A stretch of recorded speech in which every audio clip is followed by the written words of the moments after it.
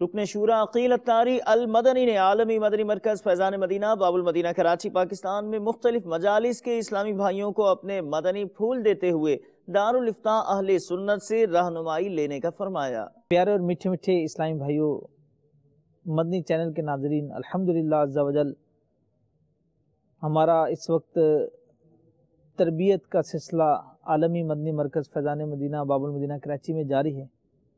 تو مختلف عنوانات کے تحت تربیت کا سلسلہ ہے۔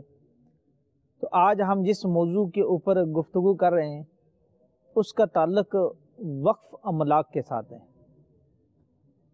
کہ الحمدللہ دعوت اسلامی کے پاس بھی بے شمار جگہیں مساجد کی صورت میں، مدارس کی صورت میں، مدنی مراکز کی صورت میں ہیں۔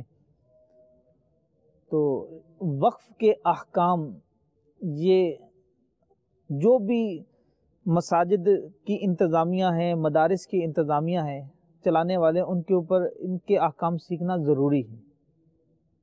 وقف ہوتا کیا ہے، وقف کے معنی کیا ہیں، اور اس وقف کا ثواب ہمیں کیا ملتا ہے۔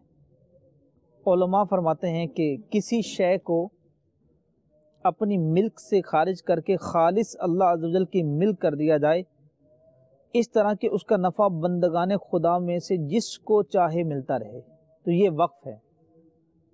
اور 3 اعمال ایسے ہیں کہ جن کا مرنے کے بعد بھی ثواب ملے گا۔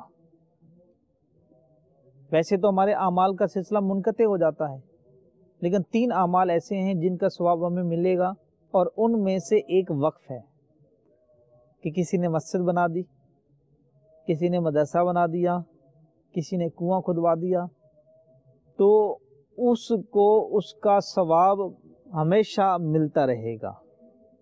کہ وقف ایک صدقہ جاریہ ہے کہ واقف یعنی وقف کرنے والا ہمیشہ اس کا ثواب پاتا رہے گا۔